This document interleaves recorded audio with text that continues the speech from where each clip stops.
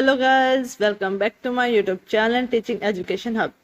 अब तक हमने क्या किया, यूनिट 3 को स्टार्ट कर दिया था। उसका फर्स्ट टॉपिक भी हमने पढ़ लिया था। अब हम चलते हैं उसके सेकंड टॉपिक की तरफ में, चैप्टर 14 की तरफ। अब इसमें क्या, हमारे लैंग्वेज की डेवलपमेंट और साथ में उसके इन्फ्लुएंसिंग फैक्टर्स क्या होते हैं, ये सब हम आज की वीडियो में पढ़ने वाले हैं। तो स्टार्ट करते हैं आज की वीडियो।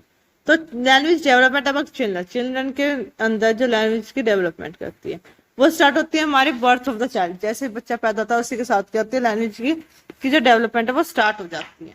जो थिंग्स और फैक्टर्स होते हैं जैसे ऑब्जर्वेशन, इमिटेशन, ये सब क्या होता है बच्चे की अपनी एज के थ्रू, उनकी साइकोलॉजिकल नीड्स के थ्रू ये जो डिमांड उसकी इन्वायरमेंट के अकॉर्डिंग बढ़ती जाती है। अब सबसे पहले आता है इसमें stage prior to actual learning development. तो स्टेज की जो पहले क्या होती है लैंग्वेज डेवलपमेंट से, तो पहले इनिशियल स्टेज होती है बर्थ के बाद ही चाइल्ड क्या होता है, भी एंगेज हो जाता है अलग अलग एक्टिविटीज, जैसे रोना हो गया, वीपिंग, खुश होना, ये सभी चीज में। तो जब ये रोता है इनमें तो क्या होता है, सेकंड इसमें बताया कि इसमें साउंड्स आती है, एक्शंस करता है बच्चा, जिससे क्या वो एबल हो जाता है प्रोड्यूस करना अलग अलग साउंड्स, अलग अलग एक्शंस, जैसे फास्ट फास्ट ब्रीथ करना या फिर येमिंग, इन सबको। थर्ड इसमें कहा जो चिल्ड्रन होता है एंगेज हो जाता है उसके बाद भी अपनी एक्टिविटीज में, जैसे बबलिंग करना या फिर कोई बच्चों के अंदर जो इनिशियल एमरजेंसी आ जाता है उनमें। फोर्थ होता है कि बच्चे जो अपनी साउंड्स के साथ साथ क्या प्रोड्यूस करता है, पैबलिंग बिहेवियर करता है, एक्सप्रेस करने की कोशिश कर जाता है, कम्युनिकेट करता है, करने की कोशिश करता है, गैसेट्स का, सिंबल्स का और साइंस का यूज करते हुए स्टार्ट करता है। अब हमारा है इसका language related stage related to actual language development. अब स्टेज कौन सी रिलेट करती है, पहली इसमें डेवलपमेंट ओरल कम्युनिकेशन का डेवलपमेंट, देन उसके बाद होता है ओरल एक्सप्रेशन का डेवलपमेंट, फिर रियल रीडिंग एबिलिटी और then writing ability. Oral communication क्या होता है, इस ओरल वोकेबुलरी में जो चाइल्ड होता है सबसे पहले कुछ वर्ड्स पिकअप करता है, उसके बाद क्या होता है उनका एक सेंटेंस बनाने की कोशिश करता है, मतलब फॉर्मेशन ऑफ सेंटेंस करता है, जिसके कारण क्या होता है उसकी जो लैंग्वेज होती है वो क्या बर्थ देता है, जो सक्सेसफुली बर्थ हो जाती है, जिसके थ्रू क्या हम कम्युनिकेट करना सीखते हैं। तो हमने नोट भी किया हुआ, जैसे बच्चा जब पैदा होता है तो उसका कुछ एक साल बाद वो बोलने लगता है, तो उसके जो सेंटेंस होते हैं वो ये होते हैं एक्यूरेट, करेक्ट नहीं होते बिल्कुल, वो उसमें गलतियां होती है बहुत, वो क्या किसी वर्ड को आगे बोलते हैं, किसी को पीछे बोल देते हैं, किसी वर्ड की प्रोनाउंसिएशन गलत होती है, तो काफी मिस्टेक्स होते हैं। लेकिन क्या हम उसके थ्रू उसके जो वो कहना चाहता है उसके फीलिंग्स को हम समझ पाते हैं। तो यहाँ पे बताया हुआ है कि इसमें कुछ डेवलपमेंट दी ओरल कम्युनिकेशन के जैसे होते हैं। तो सबसे पहले वोकेबुलरी ऑफ चाइल्ड का टेबल देखते हैं। ये चाइल्ड जैसे 8 मंथ तक बच्चा कुछ नहीं बोल पाता, 9 to 12 में बच्चा 3-4 वर्ड सीखता है, जब 1.5 मंथ का हो जाता है तो वो 10 to 12 वर्ड्स, 2 ईयर का हो जाता है 272 वर्ड्स बोलने लगता है, 2.5 का 450 वर्ड सीख जाता है, 3 इयर्स का होता है तो 1000 वर्ड्स। तो ऐसे इसके दिए हुए कि हम कितने साल तक भी कितने कितने वर्ड्स बोलने सीख जाता है। तो अब इसमें नीचे दिया हुआ कि जनरली जो वर्ड्स होते हैं वो 2 टाइप के होते हैं, और कम्युनिकेशन के अंदर 2 टाइप्स के प्रेजेंट है। तो उसमें फर्स्ट टाइप की हमारी इसमें general vocabulary and second specific vocabulary. First category में इंक्लूड किया जाता है वे वर्ड जो जनरली हर सिचुएशन में यूज किए जाते हैं। सेकंड कैटेगरी में दिया जाता है पर्टिकुलर सिचुएशन के अकॉर्डिंग जो वर्ड्स दिए जाते हैं। अब इसके बाद हमारा इंक्लूड किया जाता है इसमें थर्ड पॉइंट, सॉरी ऊपर भी कुछ स्पेसिफिक वोकेबुलरी होती है, चिल्ड्रन को कई सारे स्पेस प्रोवाइड करते हैं, जब अगर कलर साइंस से रिलेटेड होते हैं वर्ड्स, या फिर इवनिंग जो टाइम साइंस से रिलेटेड होते हैं वर्ड्स से, एनिमल्स के हो गए, बर्ड्स के, वेजिटेबल्स के, फ्रूट्स के, इन सब के नेम्स हो गए, बॉडी पार्ट्स हो गए हमारे सारे, जो करेंसी और मनी काउंटिंग से वर्ड्स रिलेटेड होते हैं, मेजरमेंट से रिलेटेड, सारे स्पेसिफिक हमारे वोकेबुलरी में आते हैं। थर्ड में क्या होता है जो चाइल्ड की ओरल वोकेबुलरी होती है, फर्स्ट क्या होती है विटनेस होती है, उसके वर्ड्स का जब भी इसे रिलेट करते हैं अपने फिजिकल या फिर साइकोलॉजिकल नीड्स को सेटिस्फाई करने के लिए वो सबसे पहले वर्ड बोलता है। सेकंड आते हैं हमारे ओरल एक्सप्रेशन का डेवलपमेंट। इसमें क्या होता है जो प्रोनाउंसिएशन होते हैं, वर्ड्स की अंडरस्टैंडिंग होती है, साउंड्स की, सेंटेंसेस की, वो इसमें क्या होता है डेवलप होती है। जो ओरल कम्युनिकेशन का टास्क होता है, साथ में जो भी स्पीच पावर होती है उसका डेवलपमेंट होता है, वो बिगिन करता भी उसके कई सारे अटेम्प्ट्स के बच्चे के साथ जो बच्चे करता है, जैसे बैबलिंग करता है, जब वो कुछ अनमीनिंगलेस वर्ड बोल देता तो वो सब इसके अंदर इंक्लूड होता है। यहाँ पे कहता है वर्ड्स और साउंड्स खुद ही इनके थ्रू प्रोड्यूस की जाती है। जब बच्चा भी हियर करता है वर्ड्स को, जैसे लाइक टेक वाटर, उसे पढ़ा bring water to the baby, तो ये सब क्या वर्ड्स वो समझता है और एक्वायर करता है।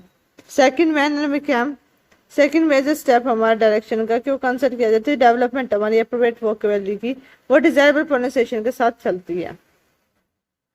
तो हमारा कुछ हमने पढ़ा था बी पॉइंट ये। अब सी पॉइंट आता है development of reading ability of expression, मतलब जो रीडिंग एबिलिटी की डेवलपमेंट होती है उसके एक्सप्रेशन होते हैं उनकी। तो जो रीडिंग एबिलिटी के भी जो हमारे टर्म दिया हुआ रीडिंग एबिलिटी, तो उसका मतलब होता है कि जो लर्निंग एबिलिटी होती है एक चाइल्ड की, वो मदद करती है आइडेंटिफाई करने में जो भी उसने रिटर्न फॉर्म में दिया या फिर प्रिंटेड लैंग्वेज सिंबल्स में वर्ड्स में दिया हुआ उसे एक प्रॉपर वे में। तो यहाँ पे कभी समराइज करते हैं कुछ प्रोसेस कुछ स्टेजेस को, जैसे फर्स्ट इसमें कहा गया कि यूटिलाइज करते हैं भाई सेंस ऑर्गन्स को, ताकि वो इंफॉर्मेशन को ले सके, नॉलेज को ले सके। वो साथ में आइडेंटिफाई और रिकॉग्नाइज करते हैं लेटर्स और अल्फाबेट्स को। सेकंड आता है एक्वाटेंसिस और अंडरस्टैंडिंग होती है लेटर्स के अल्फाबेट में जो फॉलोड की जाती है नॉलेज के थ्रू या फिर कंप्रहेंशन के थ्रू वर्ड्स में।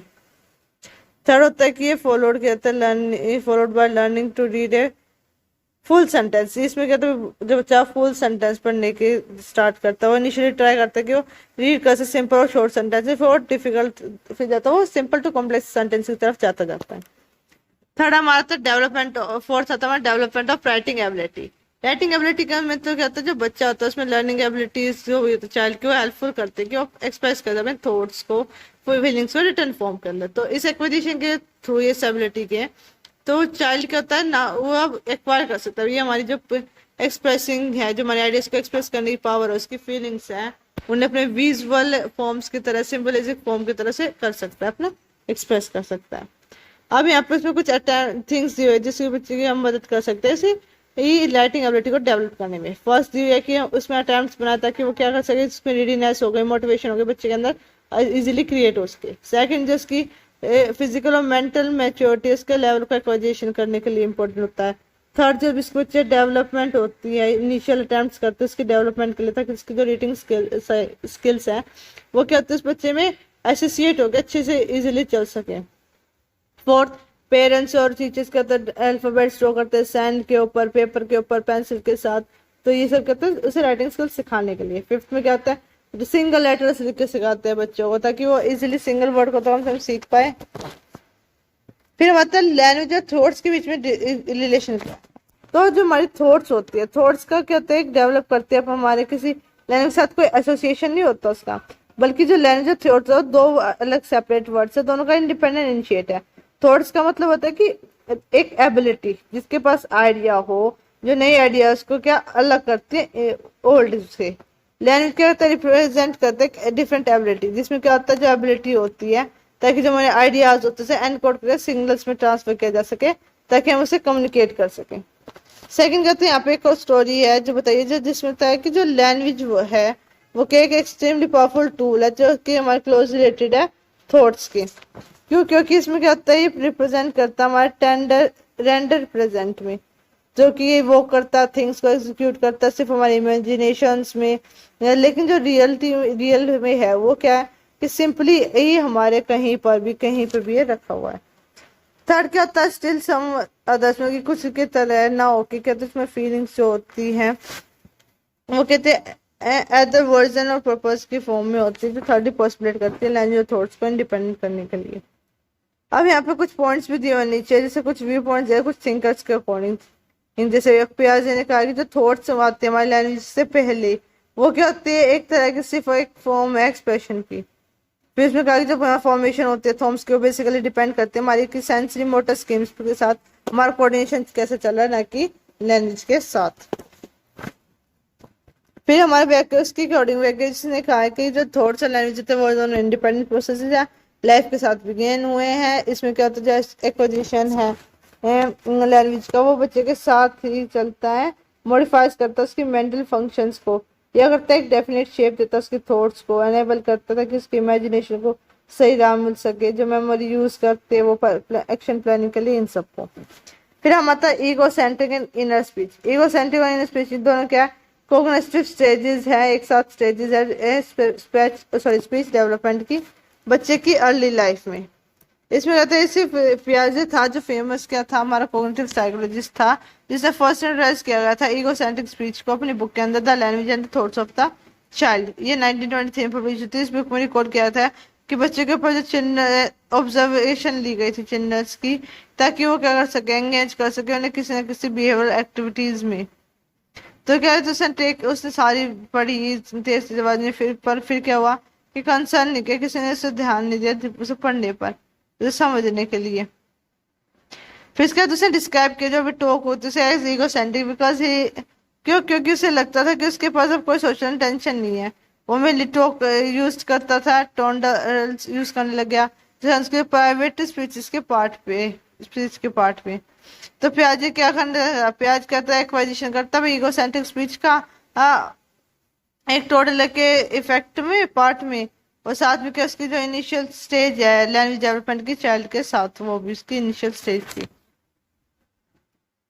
देन हमारा बात है इसमें कुछ यूजेस दिया इनर स्पीच के। इनर स्पीच के यूजेस क्या होते हैं? जो इनर स्पीच होती है वो मदद करती है चाइल्ड को ताकि वो वर्बली गाइड कर सके अपने खुद के बिहेवियर को। सेकेंडली वो रेगुलेट करते हैं अपने इम्पल्सेस को, इमोशंस को।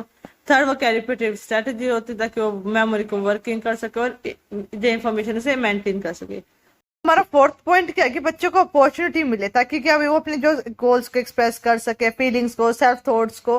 तो बच्चे क्या है जो ये इनर स्पीच है वो क्या कर सकते हैं, इंक्रीज करवाते हैं उसके अंदर की मोटिवेशन को, ताकि उसका जो सेल्फ कॉन्फिडेंस हो गया, सेल्फ एजुकेशन है वो भी क्या बढ़े, ताकि वो अपने काम में करते वक्त इंस्पायर्ड हो। फिर इसमें फिफ्थ है कि जो इनर स्पीच है वो वर्क करते हैं एक बहुत ही ग्रेट वे में ताकि वो फाइंड कर सके डिफिकल्ट प्रॉब्लम्स के सॉल्यूशंस। सिक्स में क्या करते हैं जो इनर स्पीच है वो हेल्प करते हैं बच्चों को ताकि वो मास्टर्स कर सके अपनी स्पीच कम्युनिकेशन में अच्छे से बोल सके। सेवंथ में क्या करते हैं भाई वो एसोसिएट करते हैं हमारे डेवलपमेंट के साथ स्पीच। बिल्कुल ये तो इम्पोर्टेंट है कि हम जो स्पीच है वो डेवलप करते हैं हमारी क्रिएटिविटी को, हमारी इन्वेंटिवनेस को, इंजेनिटी को बच्चे के अंदर। तो अब क्या आते हैं factors influencing language development. Language development को फैक्टर भी कुछ इन्फ्लुएंस करते हैं जैसे हमारी फिजिकल हेल्थ। अब हमारी फिजिकल हेल्थ बहुत मैटर करती है। बच्चों कहते हैं कई बार कुछ ये होती है डिसेबिलिटीज होती है जिसके कारण वो बच्चा बोल नहीं पाता या उसके साथ कोई हकला के बोलता है, तो ये कहते हैं फिजिकल फैक्टर हो जाता है हेल्थ का। देन है मेंटल हेल्थ कि बच्चा कई बार जो मेंटली डिसऑर्डर्ड होता है उसके साथ तो ज्यादा इश्यूज हो जाते हैं बोलते टाइम, जैसे एंजाइटी हो गई, जैसे स्ट्रेस कॉन्फ्लिक्ट होते हैं कई सारे, जिसके कारण क्या होता है बच्चा विक्टिम हो जाता है कई चीजों का, वो नहीं कर पाता, डिसऑर्डर्स हो जाते हैं उसमें। थर्ड आती है मैच्योरेशन। बच्चे का ढंग से मैच्योर नहीं हो तो वो जिसकी जो ग्रोथ है नेचुरल ग्रोथ पे इफेक्ट पड़ रहा हो किसी चीज में, उसकी एज में जिस एज का वो है उसके अकॉर्डिंग वो ना बोल के वो क्या स्मॉल एज के अकॉर्डिंग बात कर रहा है। जैसे कुछ केसेस हम जानते हुए कि जैसे बच्चे के एज 15 ईयर्स है बट वो अभी स्टिल क्या बोलना सीख रहा है, जैसे 3-4 ईयर्स के बच्चे बोलते हैं। साथ में उसकी जो इंटेलिजेंस हो गई, उसकी मेंटल डेवलपमेंट होती है वो अच्छे से ना हो रखी हो, वो भी बहुत इंपॉर्टेंट वाली बात है। अगर उसकी इंटेलिजेंस और मेंटल एबिलिटी जो उसकी कम है तो नहीं बोल पाएगा। सोशल डेवलपमेंट वो भी बहुत फैक्ट करते हैं, सोसाइटी बहुत मैटर करती है उसकी लैंग्वेज के लिए। फिर उसके इमोशनल डेवलपमेंट की बच्चे कहते हैं जो इमोशनली अनस्टेबल हो, जिसकी थॉट्स और फीलिंग्स क्या हो, बच्चा अच्छे से एक्सप्रेस ना कर पा रहा हो, वो तो ये मैटर करता है। सेवंथ उसके फैमिली इन्वायरमेंट, फैमिली में कैसे इन्वायरमेंट दे रही है, घर पे से कैसे इन्वायरमेंट मिल रहा है, उसकी जो मदर के साथ उसका कनेक्शन, जो फर्स्ट टीचर कही जाती है उनके साथ कैसे उनका रिलेशन है, कैसे वो वहां से चीजें सीख रहा है, एक्वायर कर रहा है। एट्थ फिर उसके पीयर ग्रुप्स क्या होता है, उसका फ्रेंड सर्कल क्या होता है वो कि कई बार फ्रेंड सर्कल ही बच्चे को बिगाड़ के रख देता है, वही उसे उल्टी चीजें सिखाता है। नाइन्थ क्या होता है सोसाइटी और कम्युनिटी की, सोसाइटी और कम्युनिटी क्या देते हैं, सोसाइटी क्या बताते हैं कम्युनिटी बच्चे के साथ बिलोंग करते हैं जो इंपॉर्टेंट रोल निभाती है बच्चे की डेवलपमेंट में। तो क्या चाइल्ड को मोटिवेट करते हैं, उसे इंटरेस्ट दिलाते हैं कि कैसे लैंग्वेज को सीखना चाहिए, स्पोकन करना चाहिए, ये भी लैंग्वेज बहुत इंपॉर्टेंट, इसमें सोसाइटी इंपॉर्टेंट रोल निभाती है। फिर हमारा school education environment, school important है भी कि हमारे कहते हैं कि हर एक स्कूल का इन्वायरमेंट बहुत मैटर करता है। कुछ स्कूलों का इन्वायरमेंट बहुत ही इफेक्टिव वे में ताकि बच्चे क्या लिनियरिटी आराम से पढ़ सकता है, अच्छी चीजें ग्रैप कर रहा है। कुछ स्कूल का जैसे आपके तो सरकारी स्कूल के इन्वायरमेंट बहुत अच्छे हो गए, बट पहले के क्या होता था, अभी भी कुछ ऐसे इन्वायरमेंट है सरकारी स्कूल्स का जहाँ पे क्या होता है गवर्नमेंट स्कूल में बच्चे एक दूसरे में मारने भागते हैं, तो वहां का इन्वायरमेंट नहीं है, तो बच्चे की लैंग्वेज डेवलपमेंट भी अच्छे से नहीं हो पाती, बच्चे गलत वर्ड सीखते हैं, अब्यूजिंग सीखते हैं, प्रोनाउंसिएशन नहीं कर पाते, तो वहां पे कई फैक्टर्स हो जाते हैं। फिर 11th बच्चे की लर्निंग पोटेंशियल, उसकी जो भी लर्निंग के साथ कई फैक्टर एसोसिएट होते हैं वो सब। तो यहाँ पे कहता है जो लैंग्वेज है वो क्या एक सब्जेक्ट है लर्निंग का, तो ये लर्न किया जाता है या फिर एक्वायर किया जाता है कई तरीके से, जिसके स्केल्स हो गए, ट्रेड्स हो गए, एक पर्सनैलिटी के उसमें। तो ये था हमारा यूनिट 3 जो भी हमारी लैंग्वेज डेवलपमेंट, तो उसके हमने कई सारे पॉइंट्स पढ़े हैं। तो आप सभी ने रिवाइज करना, कोई डाउट हो तो कमेंट में जरूर पूछना और प्लीज चैनल को सब्सक्राइब कर देना, मुझे आप सबका सपोर्ट चाहिए। और मिलते हैं अपने नेक्स्ट वीडियो में नेक्स्ट टॉपिक के साथ, जब तक के लिए bye, thank you so much.